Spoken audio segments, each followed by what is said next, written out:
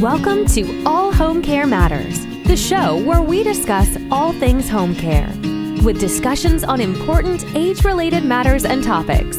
Brought to you by Enriched Life Home Care Services, the #1 rated home care provider in Michigan by Top Rated Local.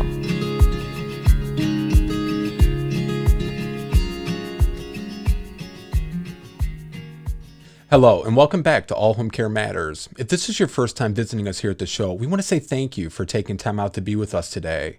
We appreciate how valuable everyone's time is, and that's why we try and make each episode here at All Home Care Matters something that will hopefully matter to you. Today, we are honored to welcome a very special guest, Denise Brown, the founder and owner of the Caregiving Years Training Academy. Denise is one of the founding pillars of the caregiving community, and she's here to share the resources and support to help family caregivers. Welcome, Denise. It's great to be here with you, Lance. Thank you so much for the opportunity to connect with you. Our pleasure. So, Denise, you are kind of one of the, I say, founding members of the online caregiving scene, and why don't you start by sharing with us what led you to really the innovative and the advocacy that you've been so profoundly impactful with online caregiving and helping family caregivers and caregivers in general? So 5 years after I graduated from college, I decided I wanted to do something different, something more meaningful. So I started working with family caregivers. I started supporting them through a respite program that was available in the state of New Jersey. It still is, I should say. And I connected with family caregivers every day in their homes. And it was fascinating to me. And as a writer, I was so compelled by the stories that family caregivers were sharing with me. And I have to also say the nicest people I'd ever met were these family caregivers that I went to visit in their homes to connect them to respite services, who always had a cup of tea and a bit of sweets for me, Danish, something awesome. I just was so fascinated by how kind family caregivers are. So I continued to work with family caregivers for the next 5 years and thought, you know what, I want to start a small business to help them. So the first product I launched was actually a newsletter called Caregiving. And I combined what I knew from publishing as a writer with what I had learned from family caregivers, having served them for the previous 5 years. And then in December 1995, someone told me about this newfangled thing called the internet. And I thought, that's where I want to be. So I taught myself how to actually build a very rudimentary website. Wow. I launched something through Prodigy. If you remember Prodigy, it was Yeah. one of our very first internet service providers. And it was through Prodigy pages. You had this ability to use a segment of Prodigy to have your own website. And I thought, well, I'll just see what it's like. And people came to visit. So then I got a domain, caregiving.com, in 1996. And then I managed that community for the next 24 years. In 2016, I had started to develop leadership and training programs for family caregivers and former family caregivers. And that's where I really wanted to put my energy. So in March of 2020, I sold caregiving.com, the URL, and some of the content to Ohio's Hospice. And then I retained the training and leadership development programs. And so that's the Caregiving Years Training Academy. I just want to go back really quick because it's fascinating to me. I remember having Prodigy when I was in elementary school, and we had to do a report. And this was the first real experience of using anything online, if you want to use that word, because it was dial up, and you always wait for that horrible sound to know that you made a connection. And we had to do a report on the 1992 presidential election. And I had an old, I don't know if this is the right phrase, but like a dot matrix printer, where the paper was like on spools and they had little tears on each side. And I'm like, oh, this is going to be easy. I just went on the different presidential pages and I just hit print on every page. And I mean, I had stacks and stacks of paper. And I remember going to my teacher and I said, my report's done. And I mean, this is probably 2,000, 3,000, 4,000 pieces of paper, because it was so incredibly neat and just really just a tremendous idea that all of a sudden, you didn't have to go to a book. You can just go type it in, and then there's all this information. And I'm like, well, here's my report. But you quickly realize, well, it's not exactly your report. But so my point is, though, I just remember so many really neat things and really innovative things had originated through Prodigy, then AOL. So you got your start, and then ultimately it ended up being caregiving.com, which I'm sure listeners and viewers are familiar with caregiving.com. You were the originator of caregiving.com. Yeah. That's fascinating. Yeah. I remember the day I actually bought the domain. It feels like yesterday. And soon after I launched caregiving.com, and I actually hired a website designer, a woman I had met in a forum. She was part of a women in business forum that I was part of online. And I hired her to actually design the very first iteration of the website. And soon after I launched, I had a visitor named Jenny who was caring for her grandmother, who said to me, "This is great, but what I really want to do is connect to others who are like me." So I said, "Great." Now, I didn't know how to do that, but I thought Sure. there's got to be a way. So Right. what we did was just exchanged email messages by hitting reply all. So as soon as someone would come to the website and say, "I want to be added to that," I would add their email address, and then we would just reply all. And then I thought, you know what, there's got to be an easier way than this. So then we moved to listservs, which basically automated reply all. And then from listservs, we went to online support groups. And then from there, we went to chat rooms. And I actually had a chat 3 times a day that I would go to every day. I didn't go 3 times, but I went every day. And at one point, we had a 36-hour Christmas chat. We did this for 6 or 7 years, where we had volunteers in our chat room beginning noon Christmas Eve through midnight Christmas Day. So Wow. anyone in a caregiving situation could drop into the chat room and connect to others who understood. So we had volunteers that stayed in the chat room for 36 hours, and we used the time zones differences to our advantage. So we had one member who liked to get up early on the East Coast, and one member who liked to stay up late on the West Coast. And so that's how we were able to do the transition, so that there always was someone in the chat room. And I think that's so important, because that's, you know, we first became familiar with you years ago, before there was an All Home Cares Matter. And we found that, the work you were doing, especially on Twitter, and I don't know, and I'm going to ask you this, have you found that Twitter has been the most effective tool for your caregiver chats? Because it seems like you always have a caregiver chat going on Twitter, and it just multiplies significantly. When did you really make that transition? Because you were doing that even before you sold caregiving.com. Because I know this from years ago. Was that more effective than like a chat room, or were you doing both simultaneously? We were doing both. Wow. So we had a weekly chat on Twitter. Actually, we started our chat on Twitter in 2010, and it was twice a month. And then I moved it to every week. And interestingly enough, when we had been doing it maybe for a year or two, our Twitter chat would trend on Twitter. Yeah. It doesn't do that anymore. I don't actually do a Twitter chat anymore. We haven't trended for a while after we first started, but it's interesting to think about.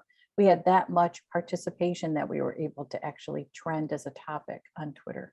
I think that's remarkable, because I mean, you're trending against world news, sports, politics, but I think that goes to show the importance and the need for the work that you guys were doing, and I don't know if this is fair to say or not, but it does seem like now I think anyone that can be involved with the caregiving community and offer those support and the resources, and just like you did, the 36-hour chat through Christmas, I know for ourselves with our families that we serve, that tends to be one of the most difficult times, aside from maybe a funeral date or anniversary or a birthday or a wedding anniversary.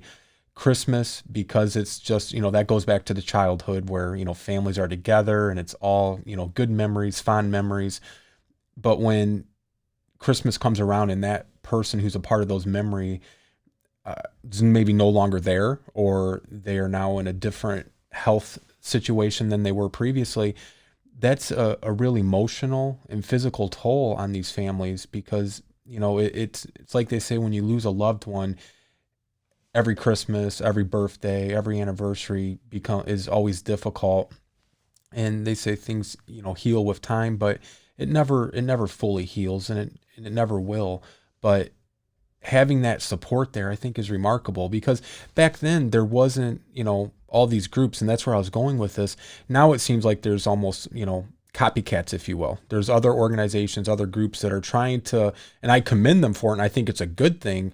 They're trying to implement something that you started years and years ago and continue it. And I think it's needed because, like we're going to get into, you gave me some statistics here. December of 2015, you did a survey of more than 1,200 family caregivers, which asked them to rank their levels of stress from 1 to 5, with 5 being the most stressed. The average response came out to 4.13. That's not good, and that's more than 70% of the respondents indicated that they missed their lives, and it's a major source of their stress. And it is. I mean, caregivers, I think, as you'll speak to, they don't have the support that's needed. And I think that's why you were able to trend, and you guys were able to make such a powerful impact. And you have others now that are trying to implement and reproduce what you were doing. You kind of laid the foundation, you laid the groundwork, which I wish more people would try to implement and reproduce. And, in a very small way, we try to do that with All Home Cares Matters, because families don't have that support that they need. They don't know where to turn to. They're dealing with a loved one who's very ill or very dependent on them. But then they also, during that time, they're also declining in their own health, whether it's mental, emotional, or physical, because they're devoting so much to that person that they end up neglecting their own self, and they're not practicing the self-care. They're not maybe getting the respite that they need. And it's not always to a fault of their own. It's just, the reality is they may not have an alternative so that they can practice that self-care or have that respite. And it's quite an epidemic. So a couple things. This is an ongoing survey. I started it in 2015, and I started it because I was with my father at his oncology appointment, and it was November 2014, and they were screening him for Ebola. And as they were screening him, I thought, gosh, my dad, who was 82 at the time, is not at risk for that. He has advancing bladder cancer. He doesn't travel. But here I am at risk for family caregiving stress. So where is the assessment for me? So in 2015, I decided, you know what, we need to look at this overlooked epidemic in our communities, family caregiver stress. So I did Twitter chats about it. I tweeted at the Centers for Disease Control and Prevention, because if you're looking at an epidemic, that's who manages that. I wrote to them. I created a petition. I did everything I could, and I got nowhere. So I thought, well, if they're not going to screen for it, I will. So I put together this really simple survey. It's 3 questions. Interestingly enough, I had helped the American Medical Association come up with a screening tool. Oh my gosh, this probably would have been 1998. Wow. I had connected with a researcher at the AMA. And so we had subscribers to Caregiving newsletter be the test of this survey, which they actually implemented. And the goal was to have family caregivers waiting in a doctor's office complete this simple stress survey, so the doctor could also address their stress. AMA stopped doing it. They actually sold the copyright to another organization, and I had reached out to that organization and they wouldn't let me use that survey. So I thought, well, I'll just create my own.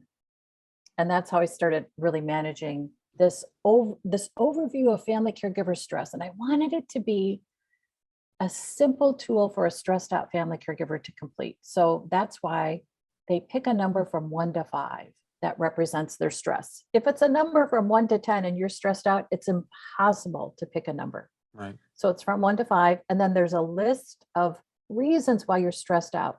And the number 1 reason has always been, I miss my life. And that takes me back to a little bit about Christmas. Right.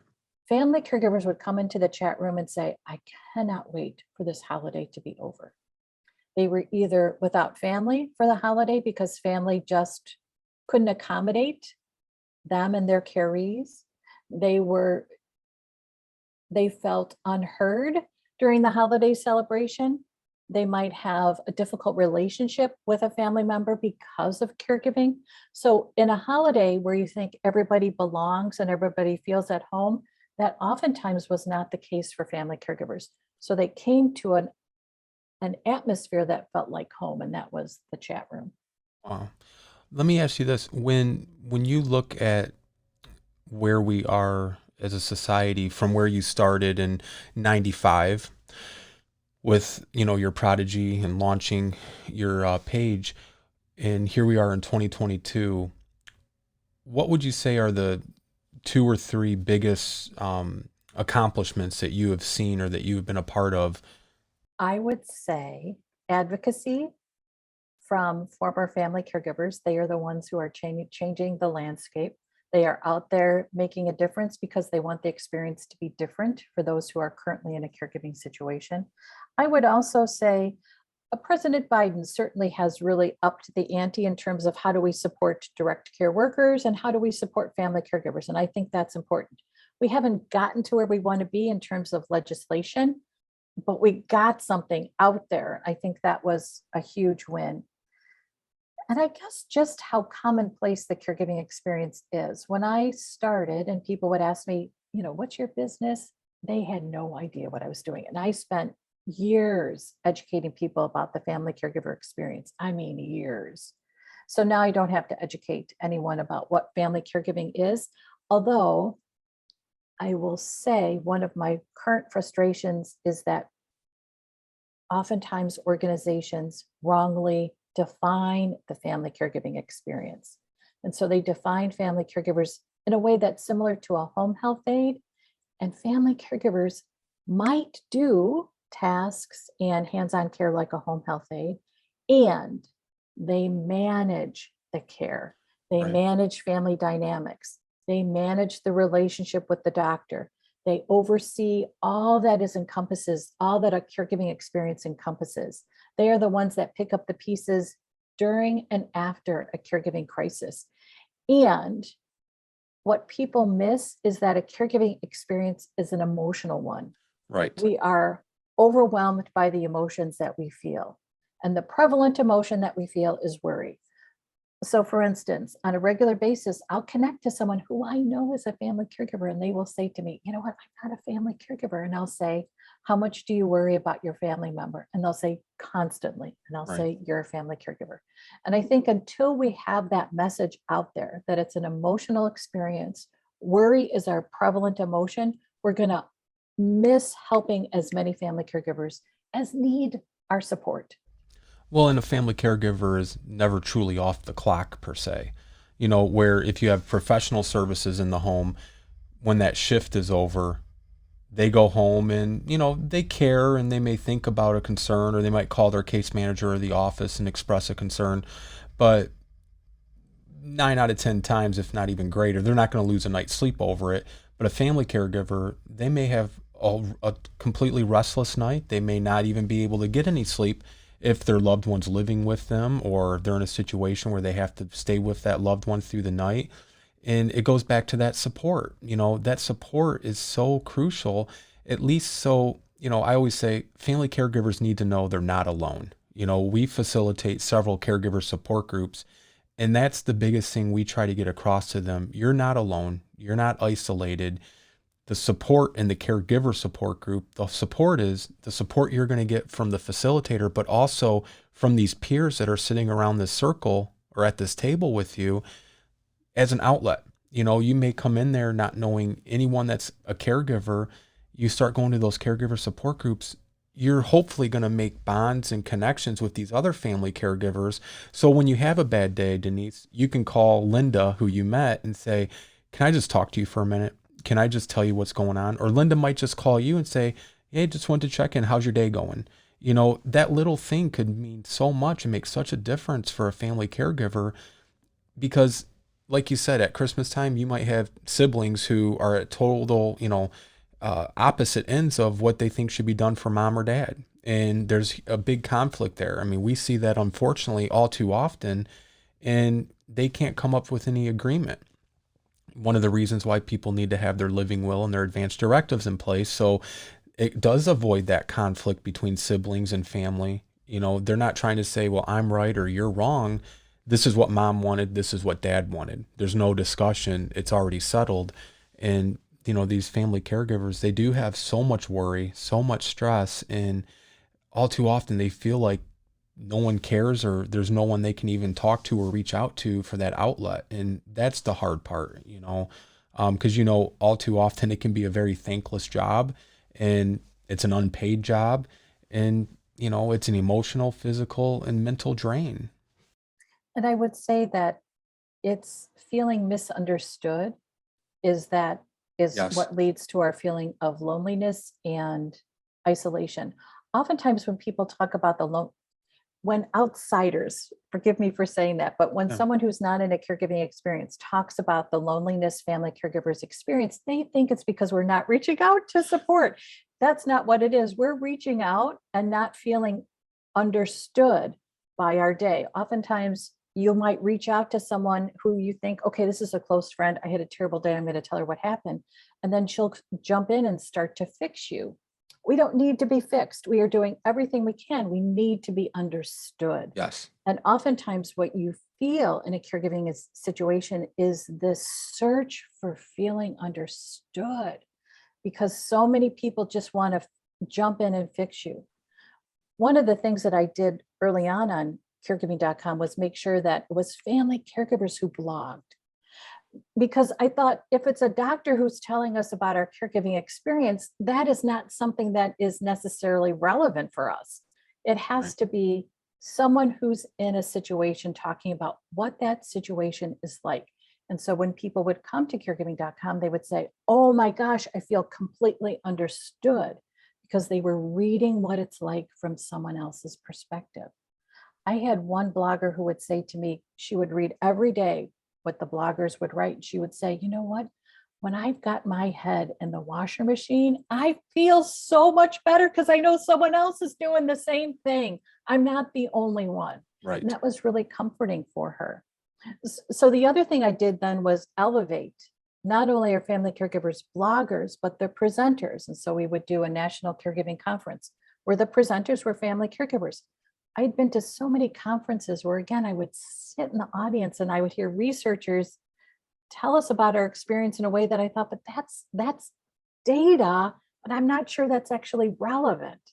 Or it would be, and I don't mean to constantly talk about the doctors, Sure. but it also would be doctors. And I think that there's a space for doctors to talk about a disease process, but when it comes to our experience, we're the experts, which is why we belong on stage, why No, I it's our fully voice agree. that must be the loudest. Well, and you know, that kind of, it's the same, but it's different. But the application, I think, really resonates the same. We recently had the director of the Wicking Institute of Dementia and Education Center on, and he also was the dean of the medical school. And, you know, I asked him, I said, you know, because he's such an advocate and proponent for educating families on dementia and raising awareness, I said, are you implementing that advocacy into the medical school? Because so many times we encounter families who have a loved one who has dementia or Alzheimer's, and they get a diagnosis, but that's all they get. You know, they don't get the, what do you do when mom or dad's wandering the house at all hours of the night and you can't sleep, but yet you have to be up in the morning to take care of them. You know, doctors aren't giving the family the support and resources for what to expect or how to manage that aspect of it, just the disease process, like you mentioned. And, you know, he said, you know, they're working on helping to educate these new medical students and these doctors so that when you do go to a doctor's office, you can at least get more than just a diagnosis. You can get some tools and resources so you know how to manage the day-to-day aspect of it, the caregiving aspect of it. And I think the same applies to the family caregiver. You know, I mean, yeah, there can be great research, great data, and they can help manage the, you know, the disease. But how do you manage the caregiving aspect? How do you manage you as the caregiver for that loved one? You know, and that I think is such a crucial aspect of what healthcare is missing out on right now, is helping to support these family caregivers so that they know there's help available, there's outlets, there's resources, there's caregiving.com, things like that. Yeah, there's a lot of great resources that are available. I want to mention something. So we have certified caregiving consultants who are like life coaches for family caregivers, and they've been through my training program because I have studied the caregiving experience for 3 decades. So we have this planning tool that family caregivers can use and actually join me for a free conversation about it. And it's after the diagnosis. So it's this idea that after a diagnosis, everything changes. The doctor says, here's the diagnosis. You go home and you think, oh my gosh, now what do we do? Right. And then there are so many decisions about what to do about the diagnosis that isn't related to treatment decisions. It's who do we tell? How do we tell? And when do we tell? So I was leading this conversation after the diagnosis planning tool with a couple of family caregivers. And one said, you know what, my father-in-law didn't want anybody to know. And then we had a family function and everybody came up to me and said, what's wrong with your father-in-law? It's all these dynamics that happen after a diagnosis that no one helps you figure out. So our consultants actually can help a family member figure it out. Not only how do you have the conversation, but then how do you structure going forward with the routine?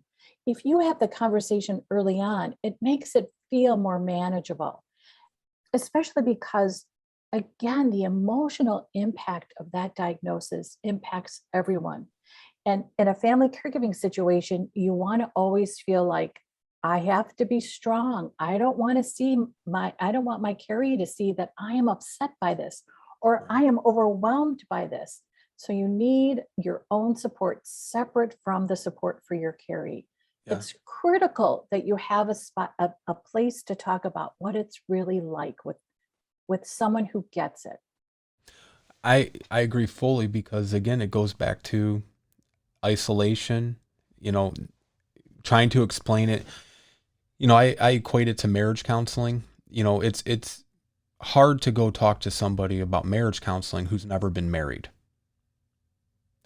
If you're a caregiver and you're trying to get caregiving counseling or caregiving support, it's hard to get that from a doctor or a nurse or somebody of any profession who's never had to care for another person, and that, I think, is the key there.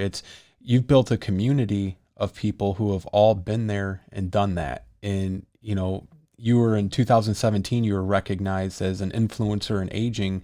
You're one of 50 advocates named by Next Avenue, which, that's remarkable, Denise. I mean, when I think of the pillars of the caregiving, scene, if you will, or the caregiving community, I mean, you're one of the strongest pillars there, and you're one of the biggest advocates there. And that's not to take away or diminish the other tremendous work that others are doing, but you've been there since the beginning. What would have happened if you didn't start that page on Prodigy? I mean, it's one of those things where you look at, that's why I was asking you the things you've been most proud of accomplishing, because had you not been there, those other things would not have existed. And when you think of, I think, and you'll have to correct me on this, but when we talked previously, you had mentioned that after you'd sold caregiving.com, you had, was it 20 years of interviews? Oh, when I started my podcast? Yeah, I started a podcast in 2008. And what was really fascinating about it is I had family caregivers that were monthly guests. And so the podcast became like this monthly check-in about what is it like. So there was this timeline, this spectrum of the caregiving experience. And one of the guests, Holly, she had joined me every month for years. She cared for her husband, Dave. And so she would come on the podcast every month and share honestly, okay, this is what happened since we last talked. And it just so happened that we had a scheduled podcast just a few days after her husband had died. And she still wanted to do it. And so she came on and shared honestly what it was like to have him die at home, what she did the moments after he died, which was go on the couch. She sat on the couch and just kind of like had this moment of, she expressed joy that she was able to take care of him at home and actually be this steward for him into the next, whatever happens after we die. And she had this overwhelming moment of joy. And she said, we did it. We did it. We did it. And to have this interview with her just a few days later and have had this ongoing relationship with her was really amazing, really amazing. And I think that's what's happening now in our space that is so exciting, is that we have this record of stories.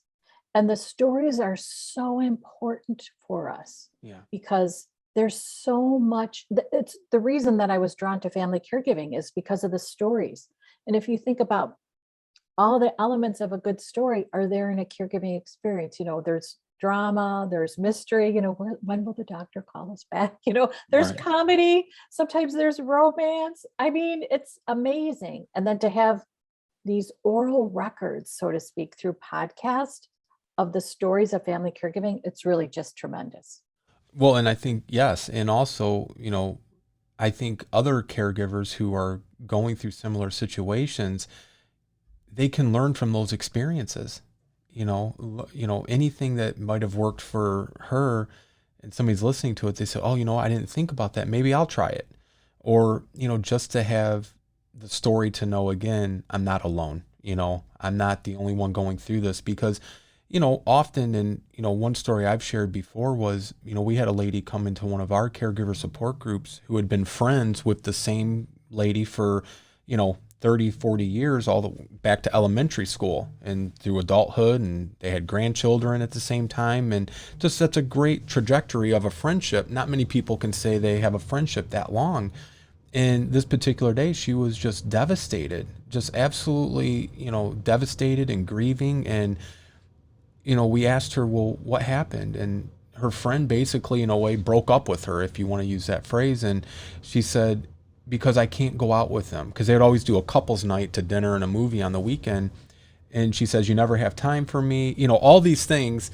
And she's saying, well, but you don't understand. I'm taking care of my husband who has late stage dementia, and it's impossible for me to take him out, and I can't leave him alone. And, she's feeling isolated.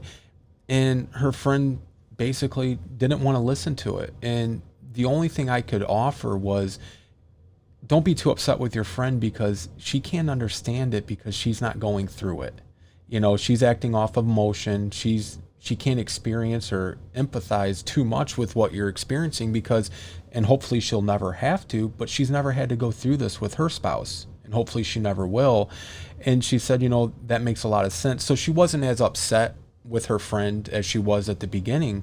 But again, it's hard to talk to somebody who hasn't gone through it and have them truly understand it.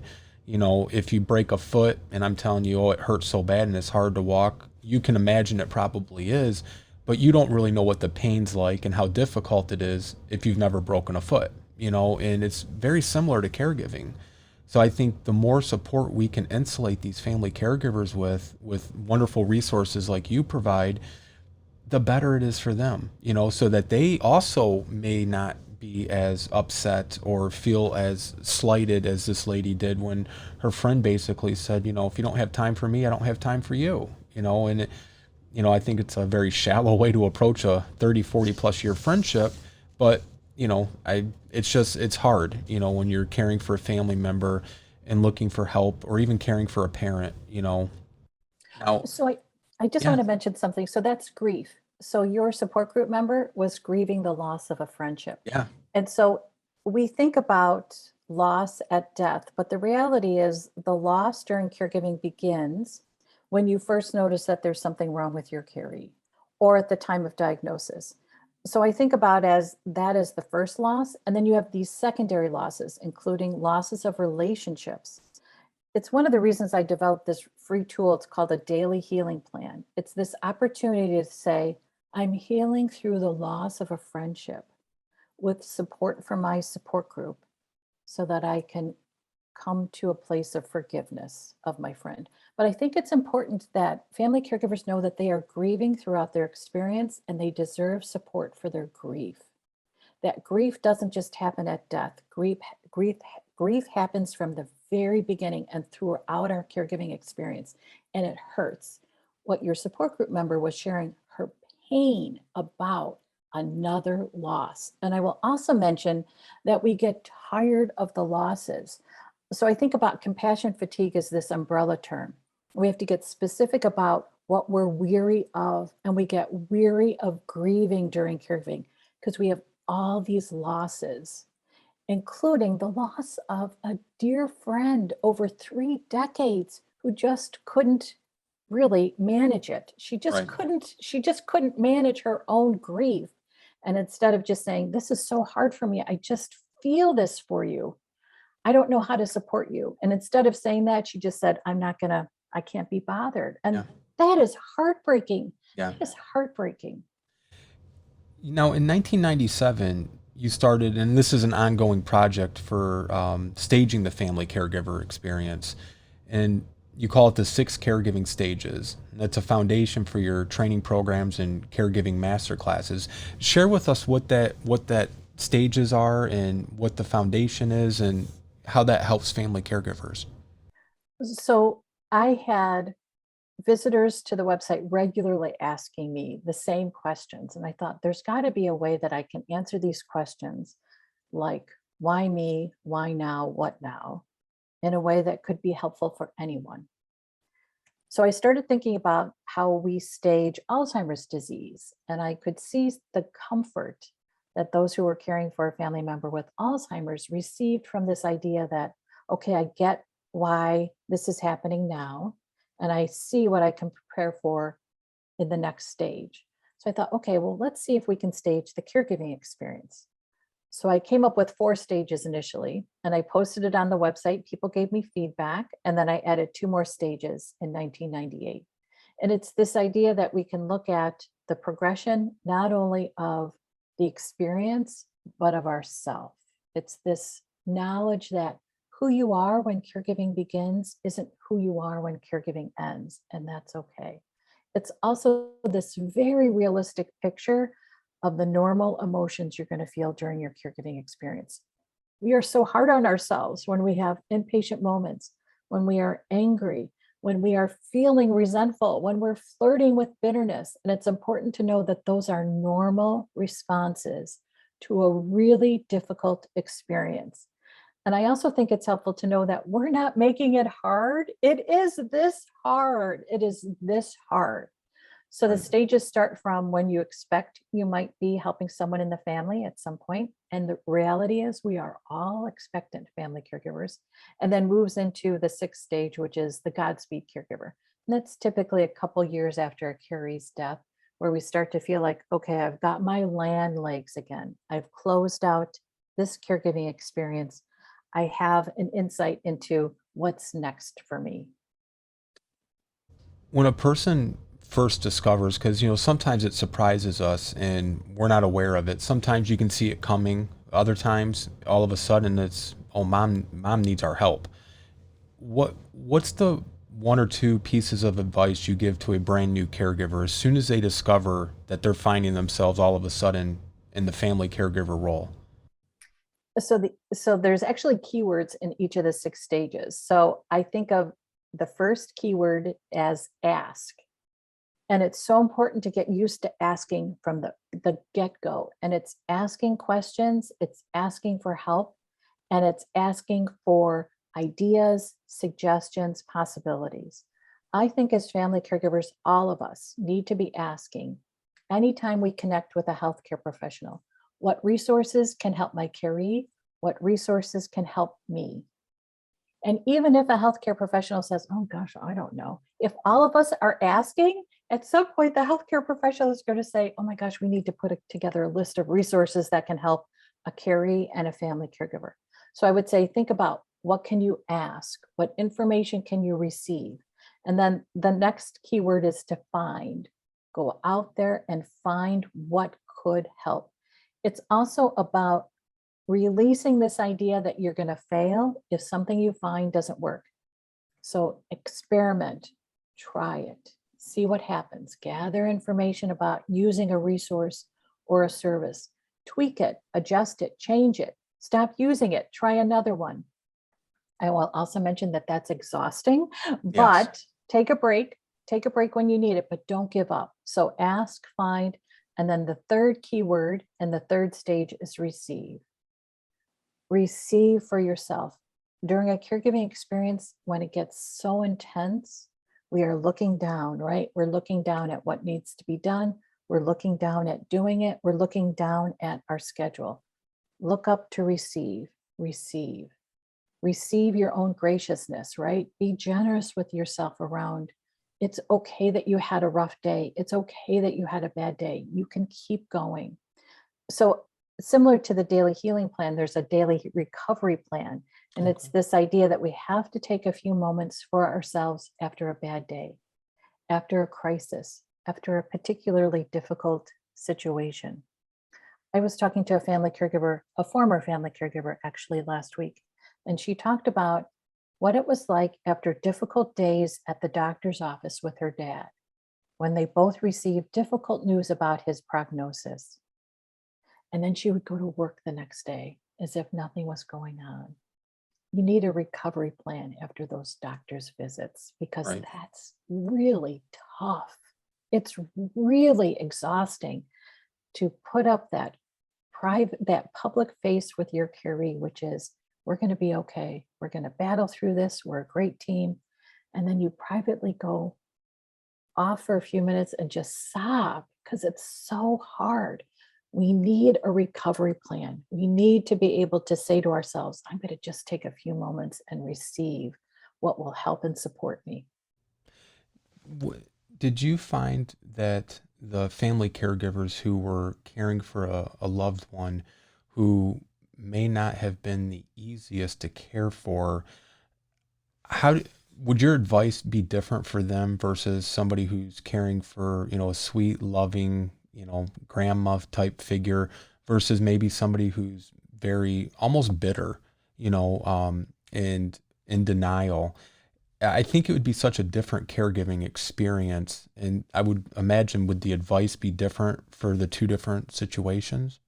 So interestingly enough, every family caregiving situation is difficult. Sure. And everyone is different. So for instance, your caree might be really sweet and helpful and loving, but you might have a nightmare of a sibling. And so you're managing that dynamic. You might have a difficult caree, but you might have siblings that support and help. It just depends. And I would say that that's why we look at each situation as different, because everybody has different resources. Just where you live can impact your caregiving situation.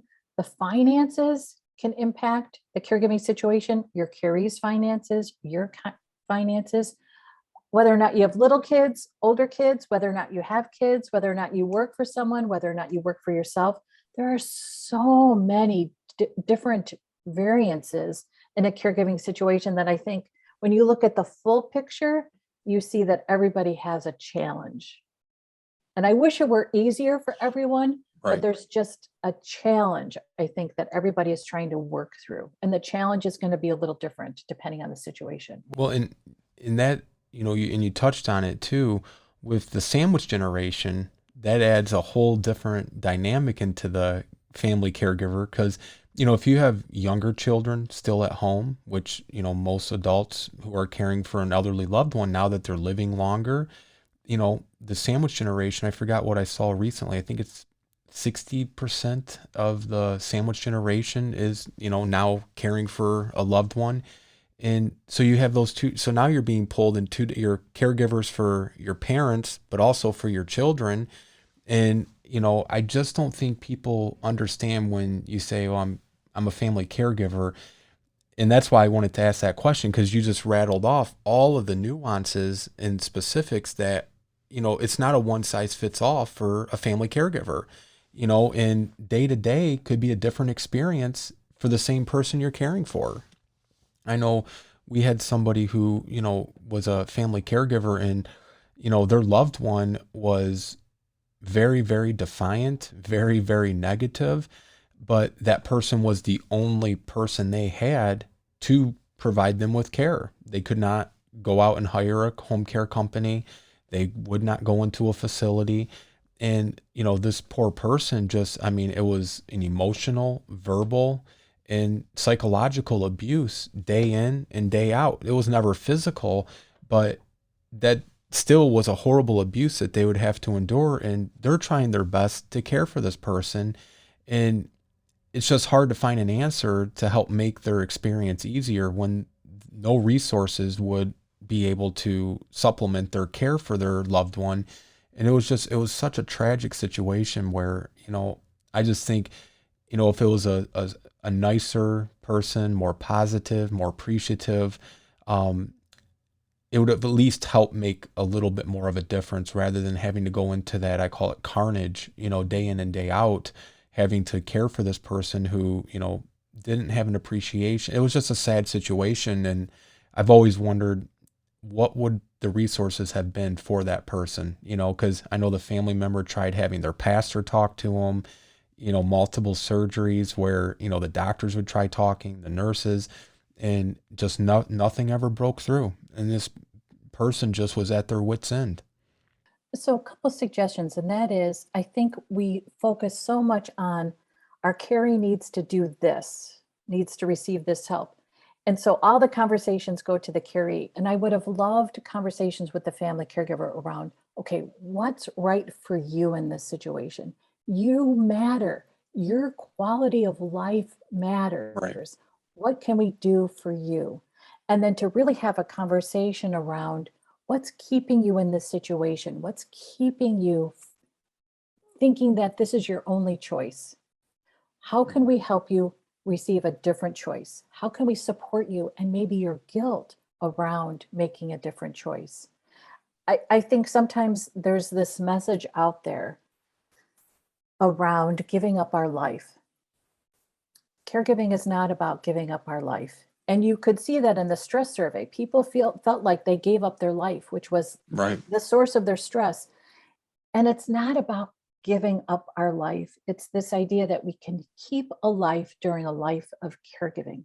And I would have loved to be able to sit with that family caregiver and really think through what's the right situation for you rather than allowing the carry to drive it, right? And thinking that the carry has to give permission around what happens. It's thinking about what's the quality of life for you, family caregiver, and how can we help? How can we make that happen? Rather than just feeling like you have to live with this, you have to endure this. And it's just a shame that the family caregiver just didn't have the choices so that there was a better quality of life for the family caregiver. Absolutely. Denise, when I wanted to touch on this because you've written several books, and one of them that had caught my eye, although all of them are phenomenal, you have the Caregiving Years, your guide to navigating the 6 caregiving stages that we discussed, the Healing Words, Soothing Strategies for Your Caregiver Fatigues, Take Comfort, and that's a 4 book series, the Daily Healing Plan, Support for Healing After the Caregiving Ends, and then after caregiving ends, a guide to beginning again. How does someone begin again when the caregiving ends if they've, because and I know they put so much of their life in themselves and it almost becomes their identity, right? And one day you wake up and you no longer are that family caregiver for one reason or another. How do they readjust and reacclimate and then begin again, as your book says? It takes time. And I think that that is one missing piece of support, which is support after caregiving ends. So I actually launched a website called aftergiving.com for former family caregivers. But then here's what happened. So many were still in a caregiving situation and an after caregiving situation that it became confusing for them about which site to use. So then I was like, okay, we'll just put it all back together because I want you to go to one place. I don't want you to feel like, oh my gosh, where do I go?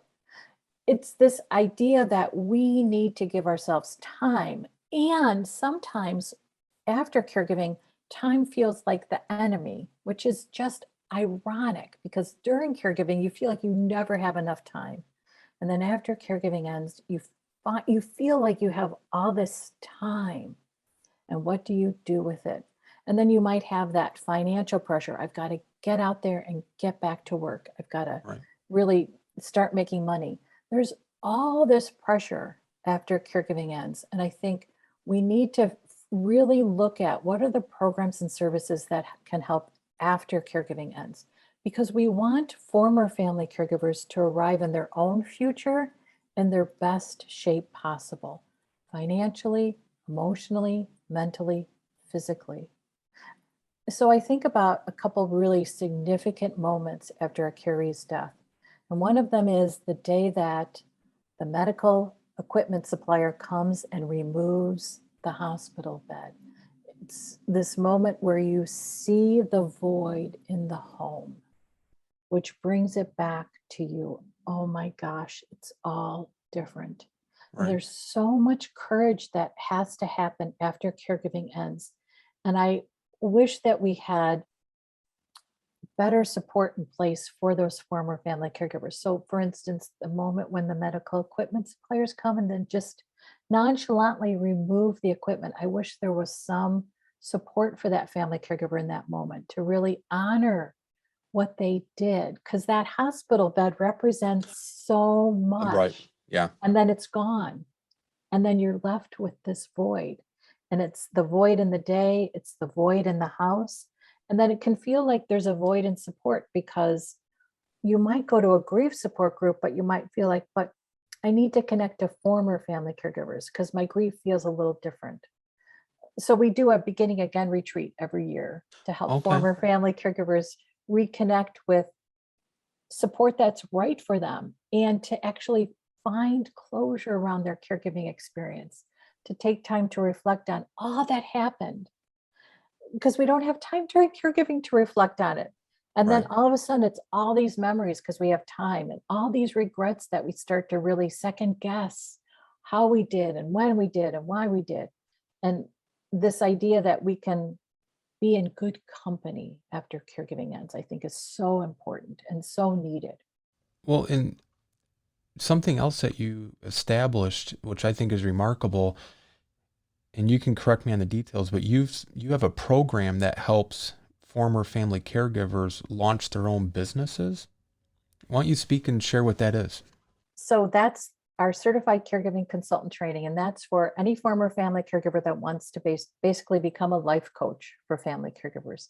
And so you can complete the program in about 2 months. And at the end of it, you have planning sessions, you have one-on-one coaching services, and you have group coaching services that you can offer to family caregivers. We also have a training program for current family caregivers as well to help them think about what does small business look like for me? How can I make a little extra money? And that's our certified caregiving specialist training, which helps you become a virtual assistant for former family for family caregivers. So you start to help them manage the schedule, manage their to-do, and manage the requests for help so that you have, so I'll step back. So I think about as a small business owner, I have a coach and I have a virtual assistant. A family caregiver is running a small business. So Sure. they need a coach, which is a certified caregiving consultant, and they need a specialist, which is their virtual assistant that helps them stay on track with all the tasks and scheduling and requests for help. How many former family caregivers are part of the program? So in total, more than 300 have gone through the different training programs. And we've had participants from 7 different countries who have taken Wow. one of our training programs. We also have a facilitator training program for anyone who wants to start a support group. And we have a grief support group facilitator training program as well. That's our newest training because I could see how many are in need of Right. attending a grief support group. And I think it's important too because they're former family caregivers. So they have been there and they can understand, like we were saying, at the beginning, they've been through it, so they can sympathize with that person and they can understand what they may be experiencing, but it's also giving them an outlet to feel some self-worth and production. And, I think it's remarkable. I think it's tremendous. So here's something interesting too. We think about a caregiving experience as taking away from us. We Right. think about all that we've lost. And I really wanted family caregivers to have a perspective of okay, I've had losses, and there are things I can do because of my caregiving experience. I can write, I can present, I can start my own small business. I want family caregivers to see themselves not just stuck in the tasks of caregiving, but to really understand all the leadership skills that they've earned during a caregiving experience. And I think about a family caregiver is the only one in the healthcare system that has the full view of the healthcare system. The Right. system is siloed, but as family caregivers, we visit all the silos. So we know how it all works together and how it doesn't. And Very that's a true. really unique expertise. And that's why a former family caregiver who's been through it and who understands how to navigate all those silos is really an invaluable support. Absolutely. Yes, that is so true. And I don't know if you're aware of any, but I know of several former family caregivers who, because they found it so rewarding to help their loved one, they actually went into caregiving as a full-time profession as well. Have you found that in your experience? So one of our consultants is actually so I'm going to step back because she lost her job because of her caregiving experiences. Sure. She needed to find another job. And so she started working part-time as a home health aide for a home care agency. And then she actually moved up the ranks. And so now she's the educator for the home health aides in the home care. And I think that's an ideal position because just like you mentioned, she's been on both sides of the spectrum. She's been in the home caring for her loved one, and now these families are entrusting that agency with their loved one. I think she can add real value to that, because it's not just a job, it's not just a business for her. It's very personal.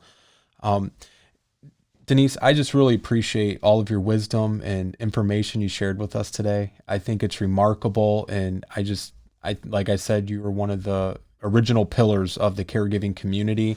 The work that you have provided, the advocacy that you have sought out and have championed, as well as trying to raise the awareness to what family caregivers are going through, but also you're there right with them, shoulder to shoulder, helping to support them and guide them through their caregiving journey. I personally don't know that there's anyone else like you. And I'm sure there may be, but I've yet to find them. And so I really appreciate you coming on to, share your invaluable expertise, wisdom, and resources. We'll have links to your Caregiving Academy, as well as there's so much to cover because you're so accomplished, but you recently were also featured in the Wall Street Journal. And I don't know if you just want to briefly touch on that before we go, what that article and story was about. So I have nice relationships with different members of the press. And so Claire Ansberry, who is a reporter for the Wall Street Journal, happened to call me in early December after I just come back from a little bit of a break. I took a 5-day break because I was really burnt out. So my parents are 90 and 87. I started helping my dad after his bladder cancer diagnosis in 2004. And then my mom became critically ill in 2015. So we've been in a caregiving experience with my parents for many years. And then my brother, who was really an amazing support system, died suddenly in August. I'm sorry. And it was, I think back on that. It was only 6 months ago, but it was just a nightmare to grieve him. And the loss was so significant for us, and help my parents and help them with their grief. It was just a nightmare. But then it kept happening, and more things kept happening. So my dad had a terrible fall. My mom was diagnosed with Parkinson's. My mom had had a heart attack before my brother died. So we thought she was going to be the one who died, but then my brother suddenly died. It just was a nightmare. And by early December, I was like, oh my gosh, I just need a little bit of time for myself. So I just went downtown Chicago, which is all of like 8 miles from where I live. And I used my reward points to stay in a hotel room. My sister came and stayed one night with me. We went and spent time with my sister-in-law, my brother's widow. She had a significant day during that time I was downtown. It was their 30th wedding anniversary. So we spent the day supporting her. And I had gotten back and I thought, oh gosh, I feel better. And then Claire called me and said, now, how do you think family caregivers are taking care of themselves? And I said, oh my gosh, I just did something for myself. So that was the article. It was around this idea that we can take a little bit of time for ourselves. We can acknowledge our own pain and loss. And it's hard to make it happen. It is not easy to make it happen. And our quality of life matters. I think that's always the message I hear in my head for myself, and the message that I want family caregivers to hear as well. Your quality of life matters. And it's good to take steps to make sure that your quality of life stays part of your day. Right. I equate family caregiving to the science experiment with the boiling water and the frog. If you take a frog and you throw it in a pot of boiling water, that frog's jumping out immediately. But if you put the frog in the water and slowly bring the water to a boil, the frog never realizes until it's too late that the water's boiling. And I think that's a lot of how family caregiving is. You don't realize as it's building and mounting until you just reach a point where you're burnt out or you get sick or whatever ends up happening. So you have to practice that self-care. You have to identify those little flags that start popping up when you need to take time for yourself. Because as the old adage says, if something happens to you, who's going to take care of your loved one? And I think that's something people really need to practice and take to heart.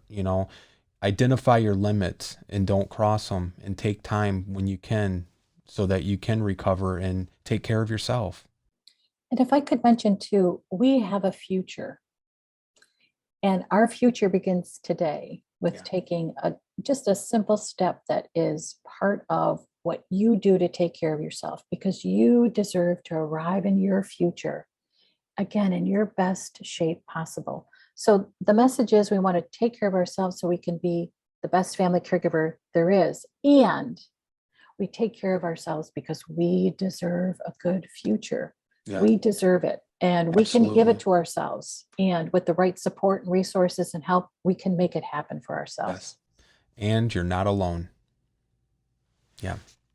Well, Denise, thank you so much. It's been a real privilege and honor to speak with you. And thank you for your time sharing all of these wonderful resources and work that you're doing on behalf of the family caregivers. We will have links to all of your sites and information. And hopefully, I think we have your Wall Street Journal link as well. We'll post that so if families want to read about it, and hopefully we'll have you back on again in the future. Anytime. I've loved it, Lance. Thank you so much. This was wonderful. Our pleasure. Thank you, Denise. Have a good day. Thank you for joining us today at All Home Care Matters. All Home Care Matters is here to help families as they navigate these long-term care issues. We invite you to visit us at allhomecarematters.com, where there's a private, secure, fillable form where you can give us feedback, show ideas, or if you have questions. Every form is read and responded to. And remember, you can listen to the show on any of your favorite podcast streaming platforms or watch the show on our official YouTube channel. Just make sure to hit that subscribe button so that you never miss an episode. We also want to offer our heartfelt gratitude to Denise Brown for coming by to speak with us about family caregivers. Thank you so much, and we look forward to seeing you next time here at All Home Care Matters. Thank you for joining us today. We look forward to you joining us again on another episode of All Home Care Matters. To learn more about the show and to connect with us, visit us at allhomecarematters.com.